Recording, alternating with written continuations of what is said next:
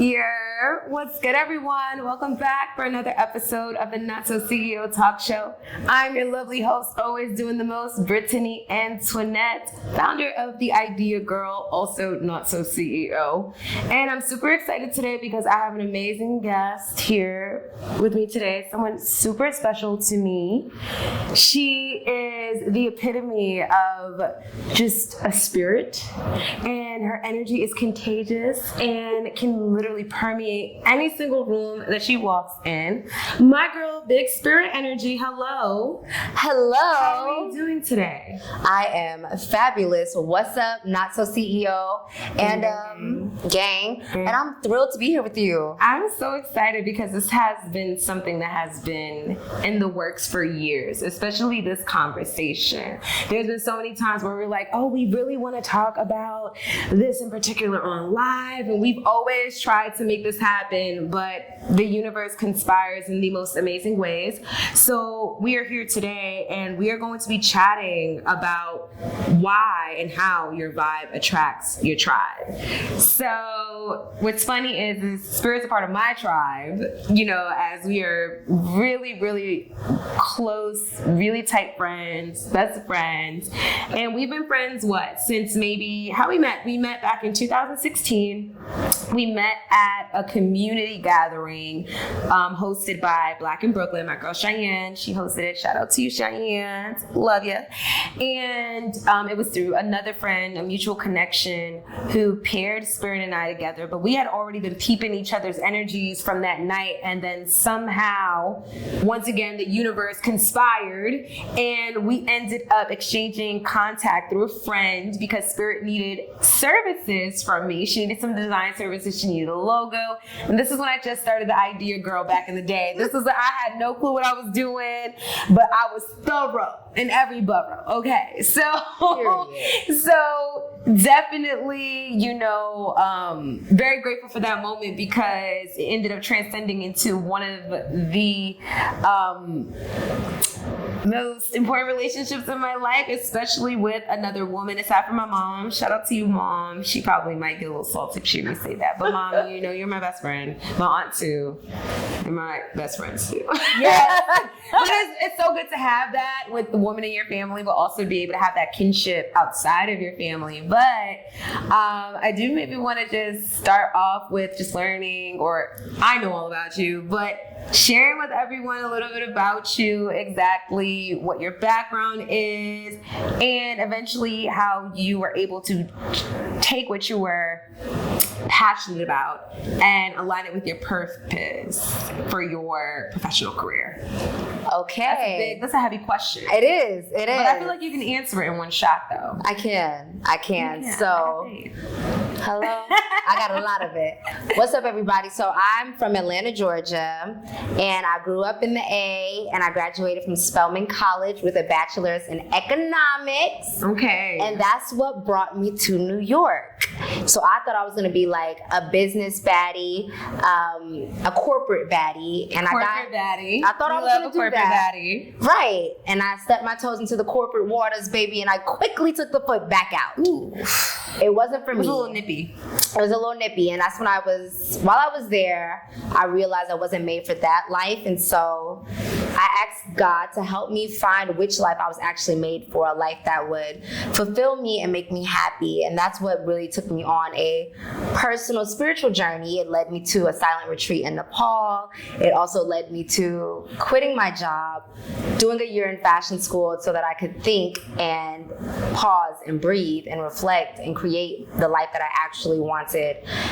And then I went into retail and conceptualized my brand. That's when I met you. We were both at the beginning of our business journeys at that time. Yeah. This is when female entrepreneurship was getting like prominent in New York City around the time. Like we just started doing like the brunches, and we just started doing conferences and the networking and whatnot. At least it was like for us in our community, in our age group. I agree. Yeah. That was a big start. And so I decided to go on this wellness journey and then begin sharing this wisdom that was being imparted to me from a divine source. And I figured if it was helping me love myself, feel happier, more peaceful, and take steps in directions that I wanted to go in and take these risks. I figured it might help somebody else.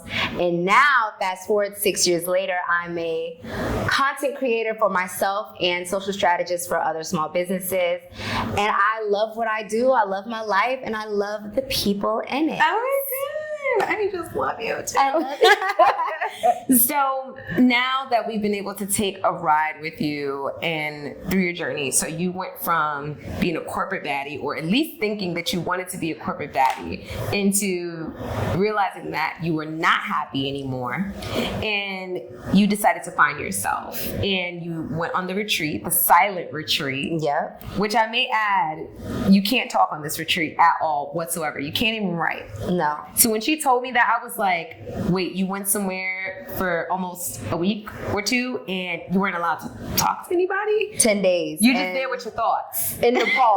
Halfway across the world. Halfway across the world. And Yes. at the time when you shared that with me, I was just like, oh my goodness, she is so brave. Like, you are so brave to just be able to just go outside of yourself, Yes. which you typically would do. Like, imagine being in silence in order to find yourself. Right, and that trip solidified my faith. But let me also tell y'all something. It's a little secret. I was running from a man too, baby. I had to get away. Sometimes you need to get away, okay? I needed to get away from him. And that trip solidified my faith. I went by myself, like, God, me and you got some things to figure out. We got something to talk about. And G-O-D. I dropped it when I got back. So thank you for spurring that trip. He had to go. He had to go. So I love the fact that you were able to identify what it is that you wanted in your life, and you figuring out, okay, how am I going to forge this path for myself? And then you eventually became a content strategist and a content creator, which I find to be amazing because you started out on YouTube. Yep. And you were able to cultivate a community. So you went from finding yourself, and can you just, like, around that time, like, what were your relationships like in your life when you were going through this transition and you decided, I'm going to start this YouTube channel, I'm going to start this community, and I'm going to grow it?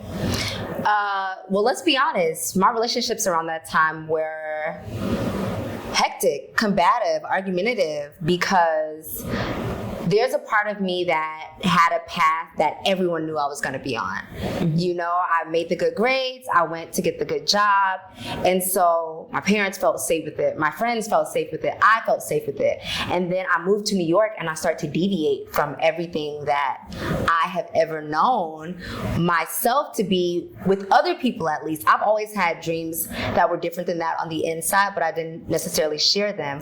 And so there was a lot of me feeling isolated, like they can't understand what I'm going through, and therefore they can't see me because they're so used to seeing me a different way.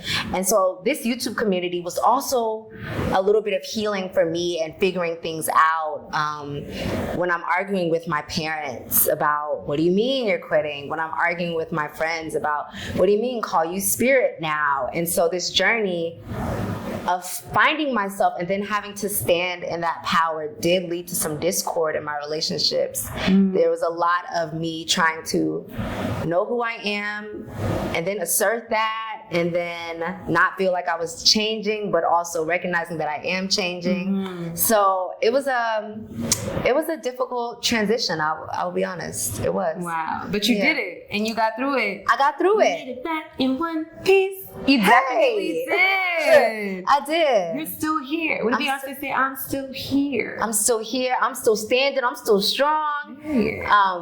But yeah, so that what was going on within was definitely reflective within my relationships, because I too was trying to struggle with, where are we going? What are we doing?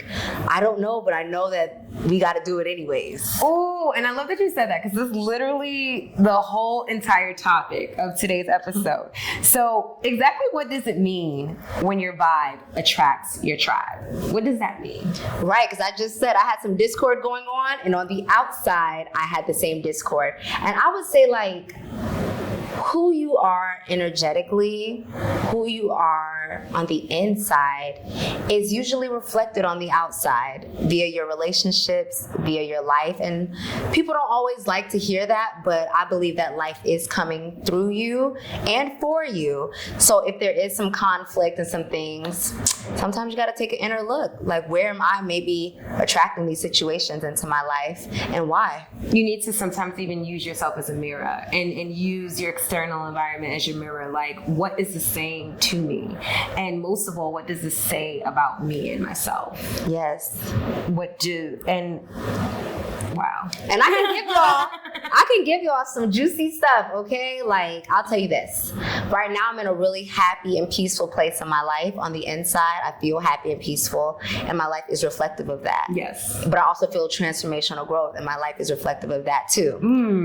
But when I was feeling dark on the inside, when I was feeling not my best, my life on the outside didn't look its best either. Absolutely. And so I speak from my own personal experience with, like, whatever's going on with me and going on in here, I'm literally bringing that energy out into the world, and the world can't help but just give it back to me. Absolutely. I mean, that inner outer world connection, that inner outer world reflection, you know, once you start to identify and realize that everything that's happening outside of you is not necessarily because of you, but more so this is something that you're witnessing. This is something that you have the option to take part of, but you also have the option to take yourself out of it.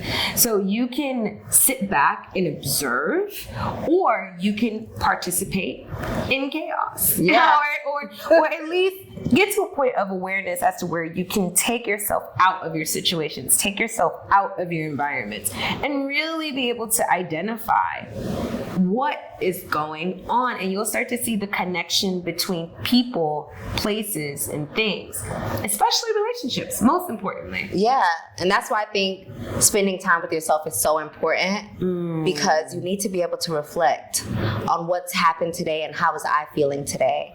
And then you can make that connection. Sometimes we don't make that connection because we don't spend enough time with ourselves thinking about our lives and how we're contributing factors to it. Especially when your judgment is clouded by the people that are around you. You have your mom and your dad and your brothers and your sisters and your aunts and uncles, and everyone's adopted these ideals and these values, and everyone wants you to live life in the way that they see fit. But oftentimes, a lot of the time, people don't realize that they're projecting. Majority of the time, people don't realize that they're projecting, trying to change you, trying to control you in the meantime, trying to control you in the meantime. And one thing I cannot deal with is a manipulative person. And I commend and I applaud people who are able to break away from any story that they didn't create. And being able to realize that your story is your story, and people might have a certain perception of you. People may, place your value on a spectrum based on what you can and you can't do for them. Yeah. If you make them happy, if you make them sad, like all of that is measurable. Yeah. But then we start losing unconditional love, right? That love that no matter what, through your ups and your downs and your growths and your transitions, I'm going to be here to support that and grow and transform with you as well. Yeah. And that's pivotal in the friendships that I have now. Growth is always a factor because I'm someone who's always seeking personal growth and development. And so my friends are always growing and glowing up. Absolutely. And before then, that wasn't the case. So at what point do you recognize that you're the problem? At what point do you get sick of your own stuff? What point was it for you? What was your breaking point? Girl, I done had like 3 or 4 breaking points in my life, but honestly, it's when I actually break. When I'm in my room crying on the floor, looking up like, God, what help me? What is going on? And it could be having friends but being lonely still. know? There's no worse feeling than having a lot of people around you and still feeling alone. I know that feeling. It can be, if I go back to this job for one more day, I'm going to snap. You know, release your trade. Release your job. Please, because forget the rest. So it's like I realize I'm like the problem more so like, okay, something's got to change. Yeah. And being that the only thing I can change is me, let's figure out what's going on with me and let's make some new choices. And I want people to know that when I say like, okay, if you're strong and powerful and confident, you're going to attract that. It's not an instantaneous process.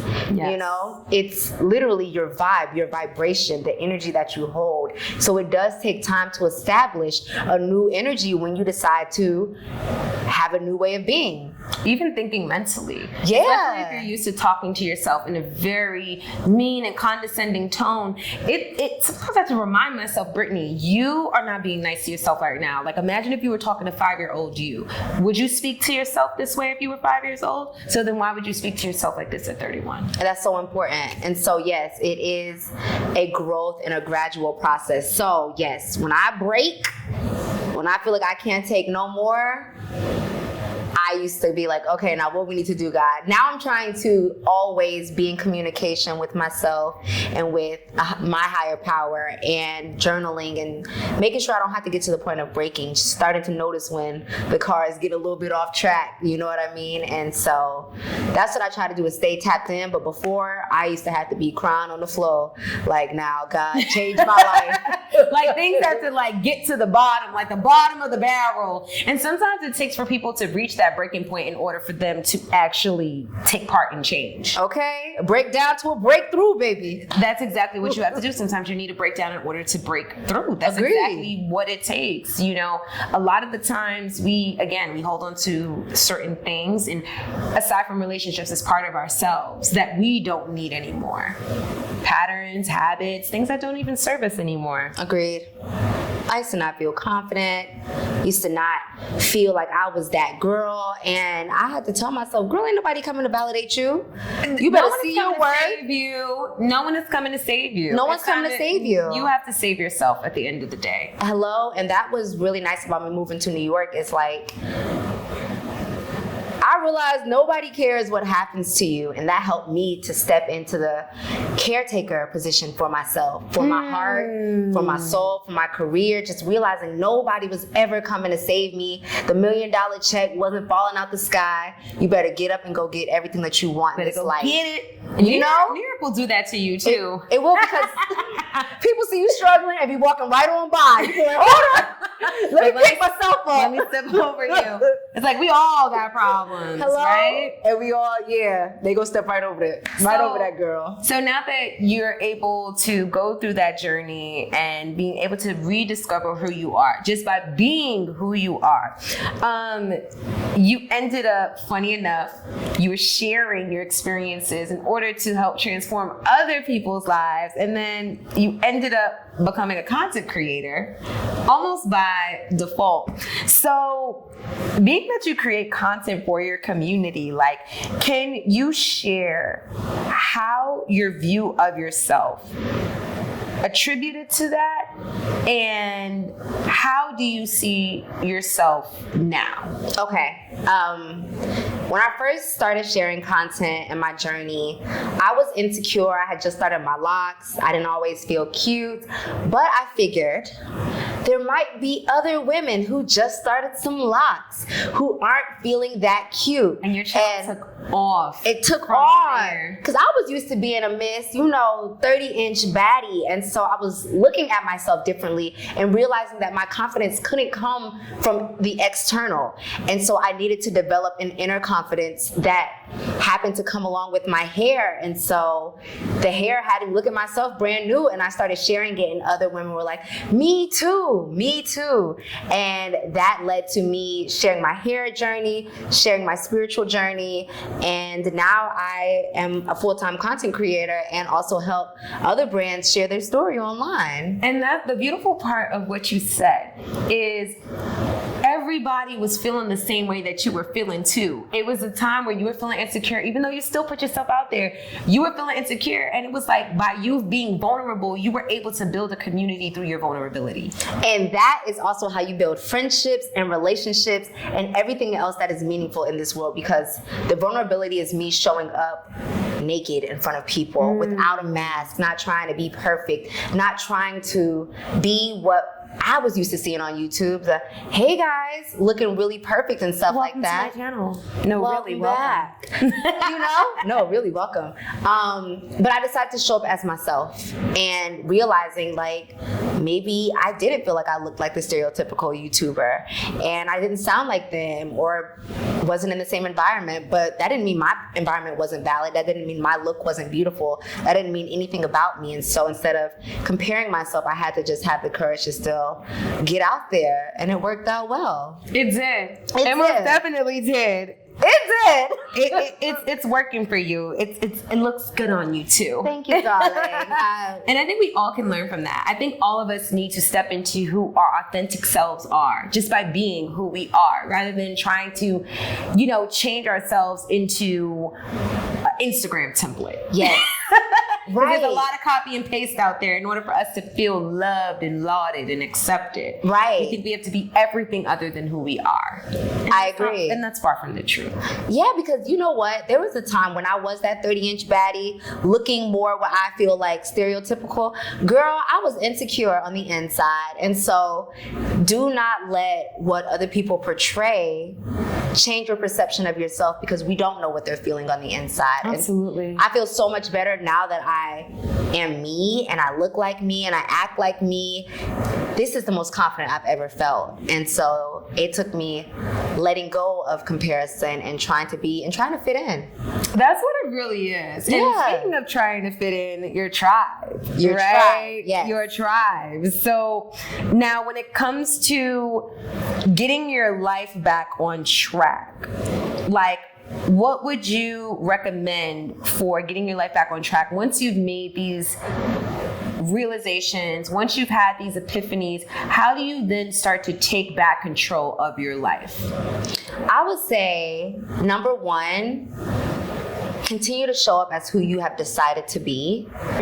Because it's going to be difficult when you get around people that are familiar with you, like your family or long-term friends. You might find yourself starting to shrink back when really you need to be stepping into who you decided to be for yourself. That makes sense. Yeah, because there were times when I'm like, I'm Spirit, I'm so-and-so, and then I would get around my family and I'm like, can you please call me Spirit? And it was like, no, I've made a choice for myself and I need to stand in it. So if you have put some boundaries up about how you're going to allow people to talk to you or how you want to be treated, making sure you stick with that.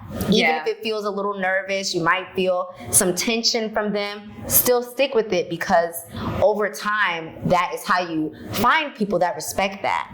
Absolutely. Like if you got family members talking about your weight at Thanksgiving, that's the time to speak up and let them know, because mommy and daddy ain't gonna step in. It's time for them to let them know, like, you are not the one. No, 2, thank 3, you. or the 4. Please don't comment on my body. Thank you.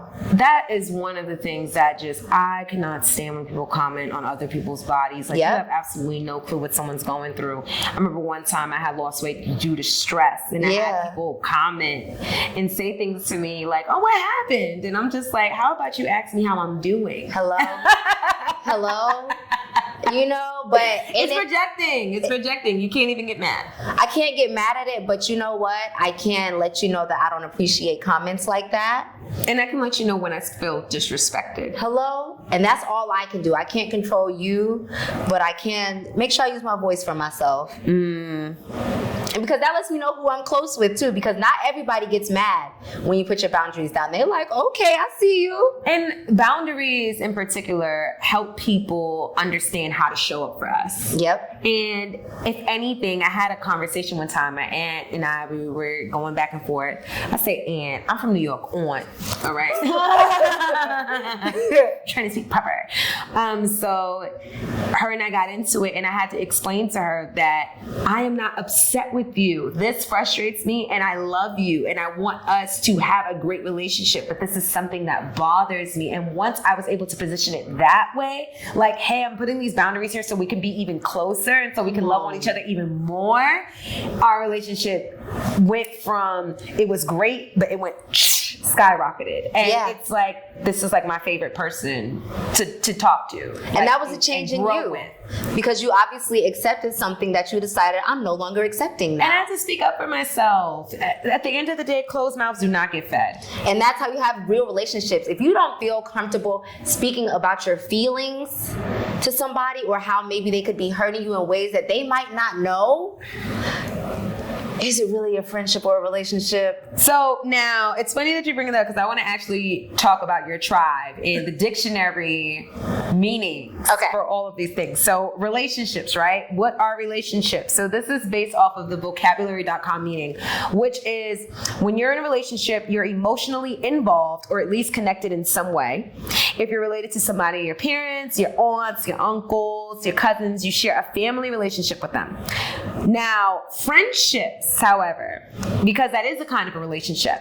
A friendship is a state of enduring affection, esteem, intimacy, and trust between two people. In all cultures, friendships are important relationships throughout a person's lifespan. Yes. That is the definition of what friendships are, according to Britannica. Yes. On the internet.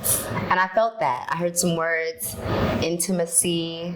Oh, yes. Yeah. There needs to, so intimacy is not something that's just not exclusive to romantic relationships. You can have intimacy with your friends, and that has nothing to do with having any kind of sexual relations or anything like that. Nope. It's more so being able to feel safe with this person, being able to have this person serve as a confidant. Yeah. This person being a support system, not a dumping ground. Let's be very clear. A support system is very different from a dumping ground. For real.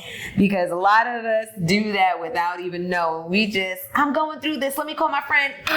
Scream on the phone. Yeah. We don't even realize, like, I need to ask her how she's doing today. I used to do that when I was younger. Do not do that as an adult now. I had to get out of my own way, because I realized, Brittany, you need to really be a good friend, not only to other people, but most importantly to yourself. How do you want people to show up for you? Yeah. And that's a reflection of how you choose to show up for yourself.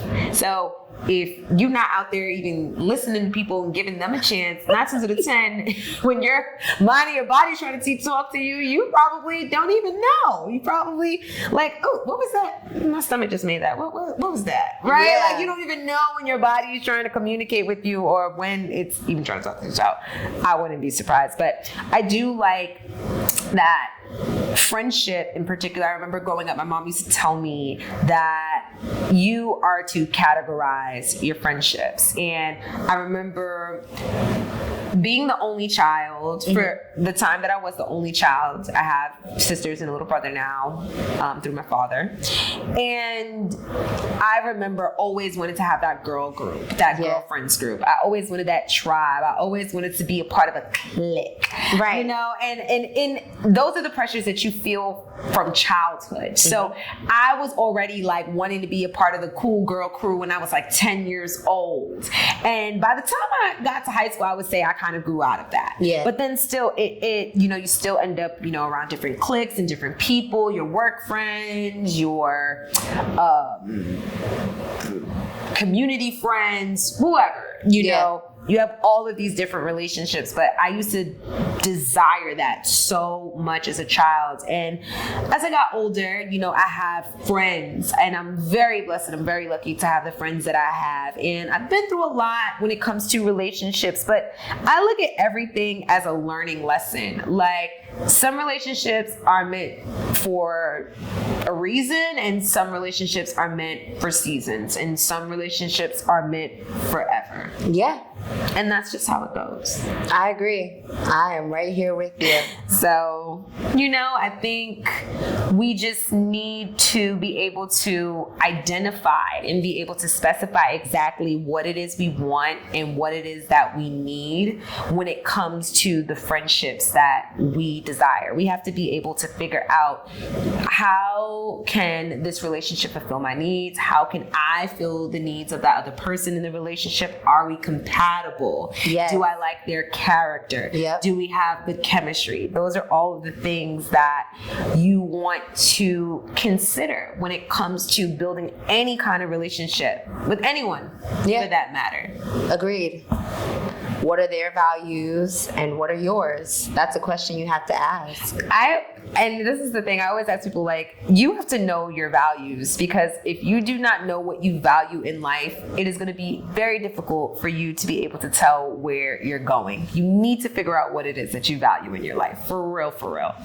So, author Jeffrey Grief, he has this book, it's called Buddy System, Understanding Male Friendships. And through that book, he was able to create 4 main categories for relationships. So you have your must friend, you have your trust friend, you have your rust friend, and you have your just friend. And all of them are categorized differently. I'm going to break each of them down.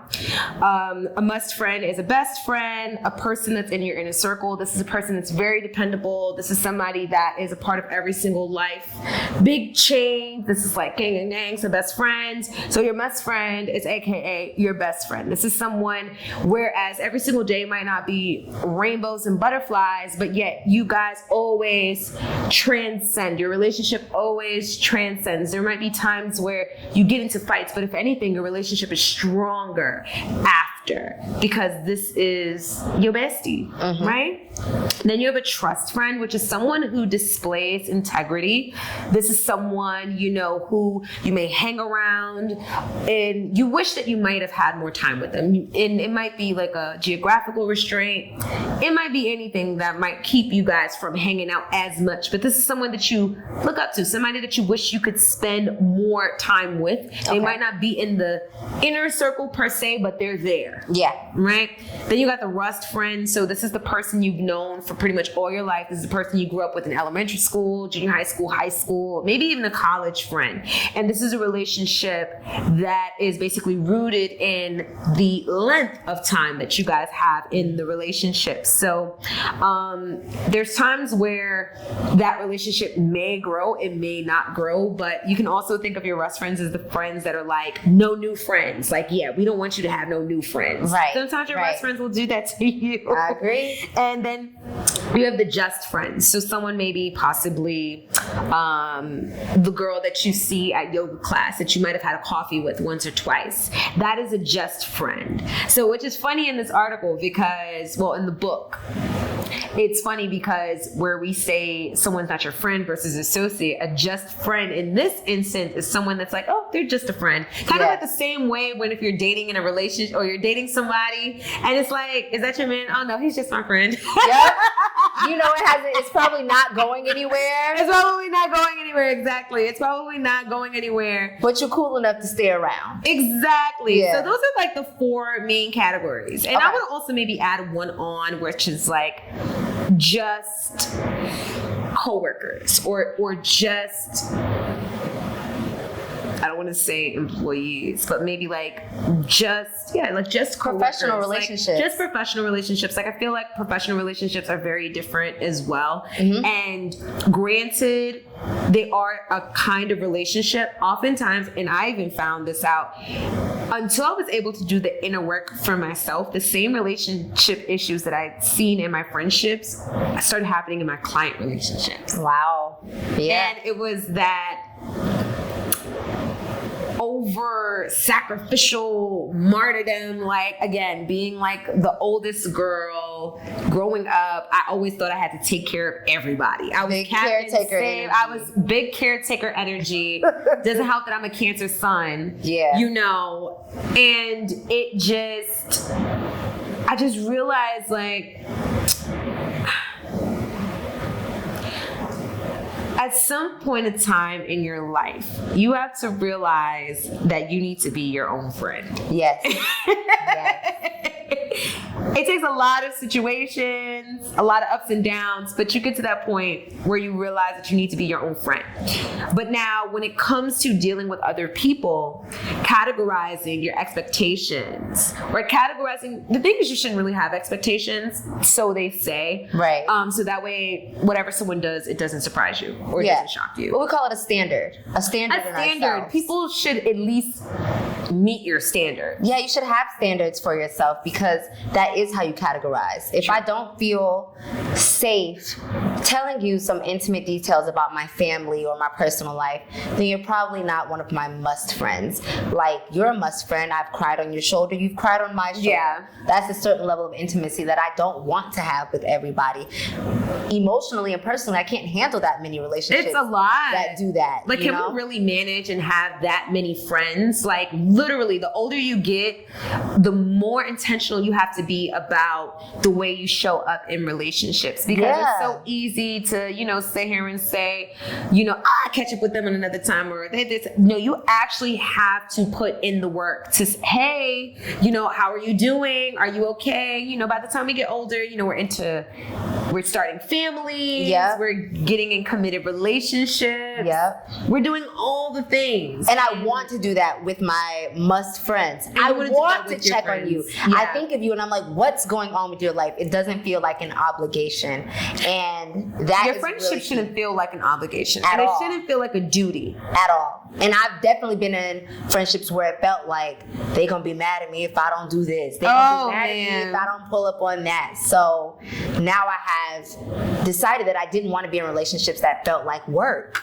That felt like, I don't mind doing work within my relationships, but I want to do it. I don't want to be chastised because I didn't feel like going out with you that day. Yeah. And so I didn't. And sometimes people can be controlling in that way. And I would have had to wake up and say, well, no, I want friendships that understand. Sometimes I say yes, and then when the moment comes, I might be too tired, and I have to be just as understanding for them. Yeah. And it's not a conflict or a battle between us. There's been so many times where we're supposed to meet up, and it's like, girl, I'm tired. Girl, me too. Like, I gotta work. And we understand because we realize that we do love each other. We do care about each other, but sometimes our priorities might get in the way. As long as we make the effort, that's all that matters. That's all that counts, is as long as we make the effort. And it's respecting each other's busyness and each other's life. And boundaries. Yeah. Again, it's boundaries. But then you have occasions where there might be some red flags. Okay. And then you have occasions where you might have some green flags. Yes. So what would we say are some of the red flags first and then green flags when it comes to relationships? Okay. For me, all my flags are determined by how I feel with that person. And so if I feel like they don't listen to me, that's really big for me. If I feel like you don't pay attention or listen when I speak, huge red flag. If you are dishonest, huge red flag. If you are not kind, that is a red flag for me. I used to be a mean girl in high school and growing up. And so at some point I realized that was a legacy that I had with people. And when they thought of me, they thought of mean girl. And I didn't want that to be for me anymore. And so I had to let go of the mean girl friends because something in me changed where I didn't want that effect on people. And now I don't want that in my friendships. And so if you're a mean girl, I don't want to be friends with you. And if you try to compare and compete, that is another red flag to me. I believe that all of us have space to be as big as we want to be. Yeah. And we all have main character energy. We all have main character energy. And so if you are somebody that gets a little snotty or snappy when someone else is displaying their main character energy, their big, beautiful, bright light. I don't want to take your picture, or, I'm not going to compliment her because people already compliment her already. I don't really do that. I don't like it. That. I'm not a fan of it. So those are some red flags. There's nothing to compare. We're two completely different individuals. And so if it ain't love, it ain't nothing over here. I don't want it. I don't want it. I don't want it at all. Keep it. And I think just even some other things that are red flags are like ignoring someone's calls, avoiding them, avoiding talking to them, not wanting to be around them, feeling frustrated anytime you have to be in their presence. I think these are all indications, are all red flags when it comes to relationships. Agreed. And there's green flags too, though. And I think that like some of our green flags, I'd like to say like a green flag in our relationship was you made me feel that I was listened to and you valued me, which was most important. Like you thought I was like the most creative person on the planet. Like spirit would hype me up like there was no other. And you also took part in certain experiences. Remember, I used to throw like full moon circles. So I used to throw parties on the full moon, and basically me and my friends, we would get together and we would write down the things that we wanted to attract and the things that we want to let go. We would do like a cord tie, a cutting tie ceremony. We would do all those different things. So once I seen you in those places, I was like, oh wow, yeah, she's there for the long run because we are growing together. Yep. Integrity. Green flag. Integrity is a green flag. Because you're the same girl today that you are by yourself, that you are with your mama, that you was back then. Yeah. You know what I mean? You are the same kind of person at your core. Yeah. You may be growing and glowing, but I know that I can trust you. It's staying true. You want to be around people that you can trust. You want to be around people that you feel safe with. You never want to be able to, you don't want to have that feeling like, I can't tell her nothing. Hello? I can't tell my friend nothing. I'm sorry. You are not my friend if I can't tell you nothing. That's not my friend. I'm going to be honest, that's just not my friend. I don't want to have to guard. Seriously. If I have my guard up around you, that's not my friend. No, seriously. No, I need to be able to be really called a friend. I think sometimes we throw those words around lightly. So loosely. Loosely. We call the first person that we meet, we hung out 1 or 2 times, a friend. Oh, that's my friend. And then when they do something wrong, you like, oh, she a bad friend. Oh, I really? got no friends. You just don't know her, You just don't know them. We got to stop jumping into relationships, and we need to date the people that we meet as friends. We need to actually date them. And I think that's one of the biggest problems, is because we want the instant gratification of just jumping into a relationship and receiving all those benefits and feeling loved and feeling appreciated. But yet we actually don't take the time out to get to know people. And then we become surprised when the chemistry that we have doesn't add up to the character that they portray themselves to be, or the character traits that they have. And I have this thing, it is always going to be character over chemistry for me, because I need to see how you act when I'm not around. How do you treat people? Are you rude to waitresses and waiters? Do you tip? Those are little things that I pay attention to, even though, funny enough, in certain countries that is actually rude, like to leave a tip. Yeah. But just it's the principle. The way they speak to their parents. Yeah. I wouldn't even necessarily know every single little detail, but like, how do you talk to your parents? How do you treat your siblings? How do you treat your other friends? Because I know I remember one time I, had someone I was friends with, or we were cool, and unfortunately that relationship ended. It was a season, and she had a birthday party, and I kid you not, this person must have talked about some of the people, or if not a lot of the people in the room.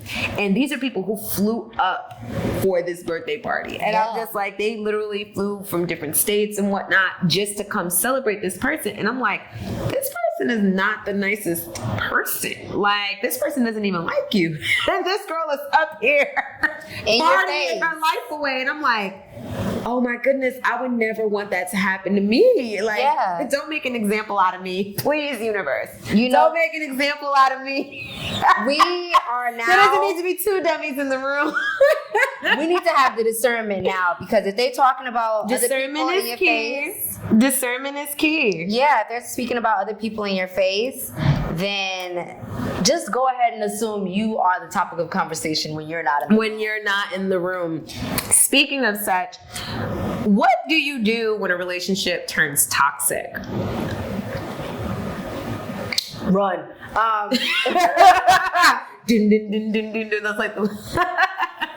I've had some relationships go toxic, actual relationships and friendships as well. And honestly, I'm I'm a Scorpio, so I used to be loyal to the core. It took a lot to push me away. But as I started to honor myself, I started to ask, do I like how I'm being treated anymore? And sometimes we can hold on to the memories of what was, and therefore can't really look at what is, honestly. But sometimes you have to take yourself outside of yourself. If you saw your child being treated like that, how would you feel? If someone that you really love was being treated the way that you're being treated in this connection that you have with somebody, how would you feel? And if the answer is, I would tell them they gotta go, that means you need to go. That means you need to go. Absolutely. I definitely feel like once you identify whether or not the relationship is toxic, you now get to a point where you have to decide, how am I going to move on? Like, what is going to be the next step from here? Are we going to have a conversation? Are you going to ghost the person? What are you going to do from this point on, now that your relationship has pretty much ran its course? Mm-hmm. And the love will still be there. It's not going to be... still be there. People change, though. Like, you can't expect for people to stay the same. Exactly. And it's not going to be some kind of pain-free situation. Don't think that hurt is not going to be there, that pain is not going to be there. But ultimately, for your greater good, you have to decide to choose you. Yeah. And love yourself more than you love.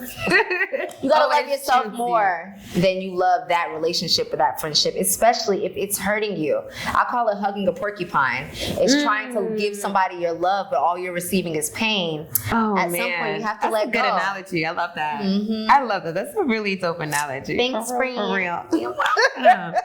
I remember one point in time, like, I wrote down like people's names that I no longer was connected with, and I would ruminate about what happened in the relationship, what happened between us.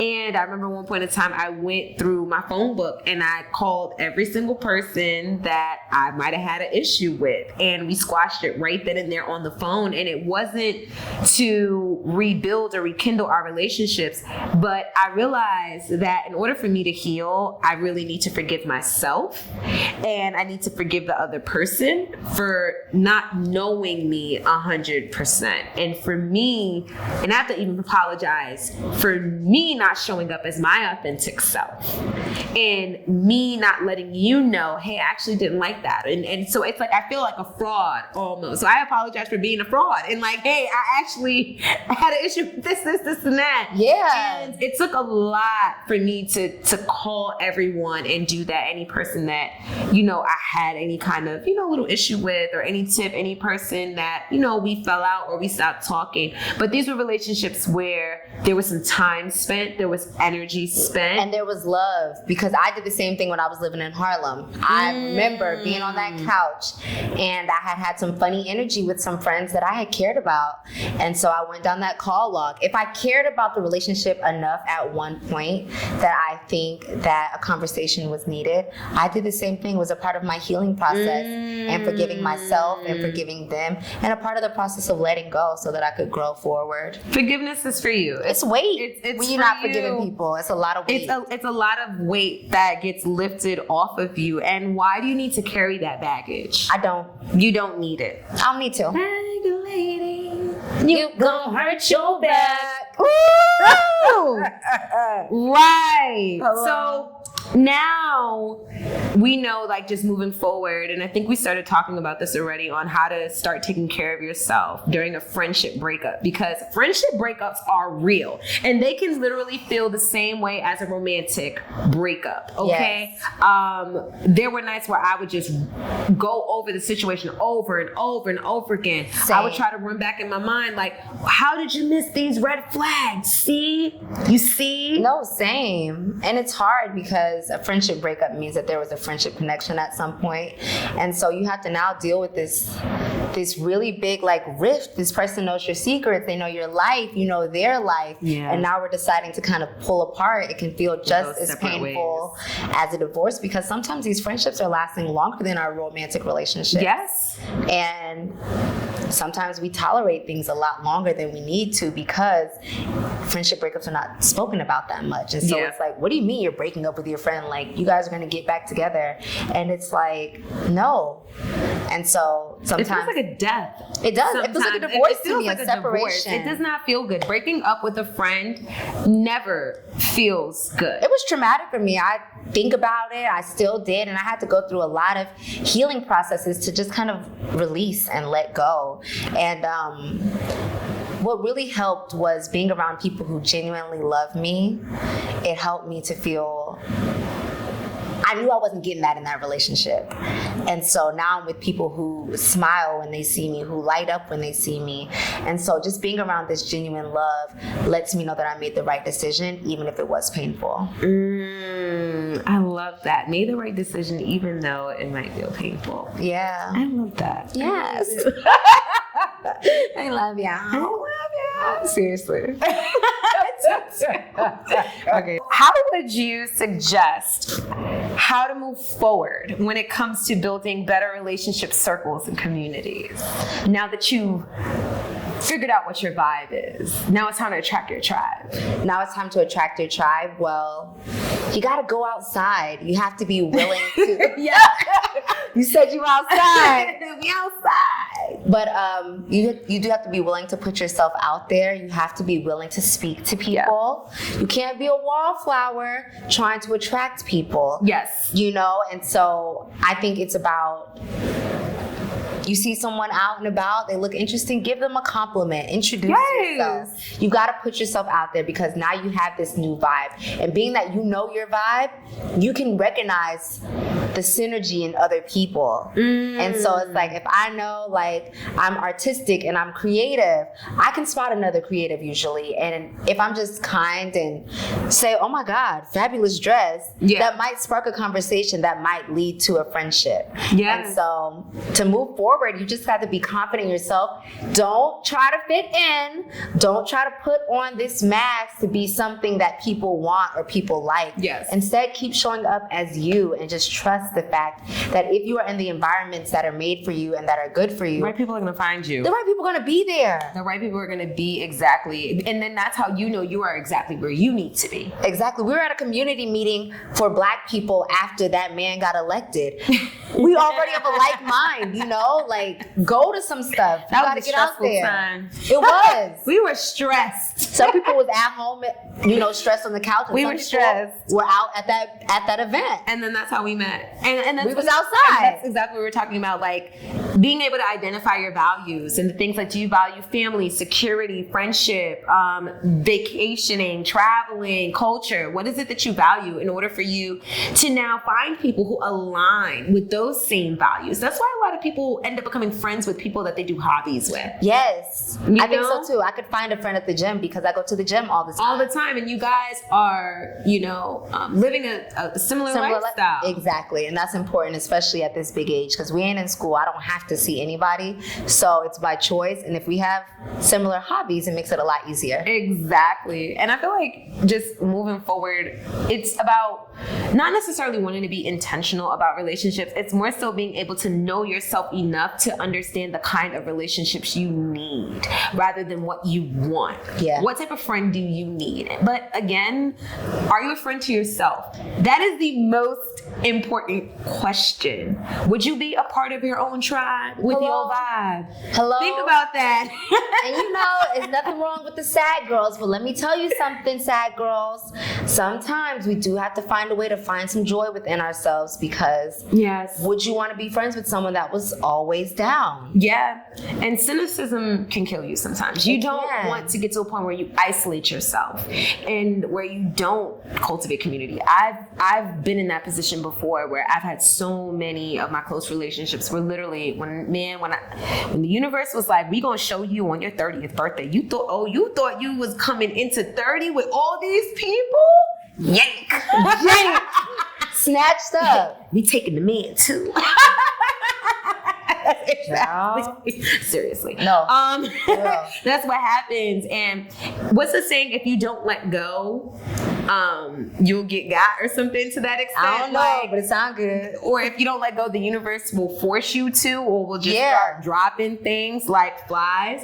But most importantly, again, it's about the relationship that you have with yourself. You are what you attract. Myself, I went through a period of time where a lot of my relationships, I was very codependent. Oh my God, see how amazing of a friend she is? Codependence. I was very codependent in my relationship. I liked being the person that people could call on, that people could rely on, that people could always, I enjoyed that. And then it got really taxing because it felt like I was everyone's go-to person and not a friend. Yeah. And it started feeling like, okay, you're just here to help this person or help this person get ahead. And it's like, dang, like I can't even get a call. Yeah. Happy birthday. Are you alive, girl? Exactly. And then I started recognizing like, I realized that's when I had to realize your idea of what a friend is versus what their idea of a friend is different, and that is okay. We just don't align. Yep. That's it. That's it. People we just don't align. You need people that fill your cup. And vice versa. Yeah. Because they fill your cup, you fill their cup, and no one feels depleted at the end. When I'm done hanging out with you, I always feel rejuvenated. Yes, me too. Oh my gosh. I spoke to you and I was up like making reels at like 5 in the morning. Yeah, like Spirit got me energized. Yeah, I speak to you and I always just think about like, what a nice conversation we had. I had a good time. I know, it's always a good time. And I want everyone to feel that way. I want you all to feel that way. I feel that everybody deserves to know what it feels like to have a relationship with another person where you feel safe, where you feel protected, where you feel respected, where you feel heard, seen, and valued. And I wish all of you will find that and that you all attract your tribe. Yes. But remember, again, it's your vibe. This is not saying that you're a bad person and you attract all bad people. No, but what is it on the inside of you that feels that you don't deserve more than what you currently have?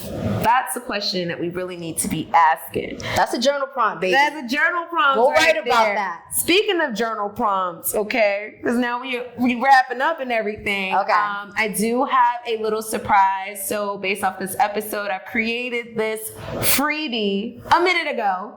Your Vibe Attracts Your Tribe workbook. Again, it is free $99, and this is just an exercise to help you take inventory on all of the relationships in your life and understanding how you truly feel about them in order for you to move forward and be able to get rid of anything that might be a block and open up space for blessings. So I hope you guys download that. I'm going to include the link below. But yeah. Fabulous. So great conversation, darling. I loved it. Right? So what's good with you right now, and what are you currently working on? Do you have any projects or anything that you can share with us? Let us know anything cool that you've been doing. Yeah, I am currently working on myself per usual. I'm in a leadership development program that will not end until January. I'm in acting school, and I am doing content for myself and fabulous people, and I love it. I like package people's genius and help them disperse it out to the world. And she really is amazing, y'all. Oh my gosh. I like doing it. Seriously, she is amazing. Like when you need somebody to help you get out of your head about your content and connecting with your authentic audience, you need to hit Spirit up. Big Spirit energy, okay? Yeah. So real quick, we're going to do a quick little speed round. Okay. So I'm going to ask you this or that, and you have to tell me which one you choose over the other. So couple seconds on the clock. Okay, go. Yoga or weight training? Weight training. Soca or dancehall? Soca. Nails or lashes? Nails. Zara or ASOS? Zara. The J train or the A train? J. Bodega coffee or Starbucks? Starbucks. Renaissance or Sasha Fierce? Renaissance, don't play. Red or white wine? Ooh. Oh, both. Both phones. Uber or Lyft? Uber. Instagram or TikTok? IG. Oh, really? TikTok, I'm more free, but IG she been my girl for a minute. Okay, I like that. She a little must friend of mine. Can you let the people know where they can find and follow you? Yes, I can. I am on Instagram, TikTok, and YouTube at Big Spirit Energy, but I have a second Instagram under Spirit Loves Beauty, where it's all about locks and natural beauty, baby. Oh my God. I'm so excited that Thank you. again. Thank you. And thank you all for tuning in for today's episode of Not So CEO. Let me know in the comments below, what are your relationship experiences like? Where are you currently now with your relationships? And what are some of the lessons that you've learned and that you're going to apply moving forward in the future? Again, thank you so much for chilling with us today. And we'll link you next time. Peace. Bye.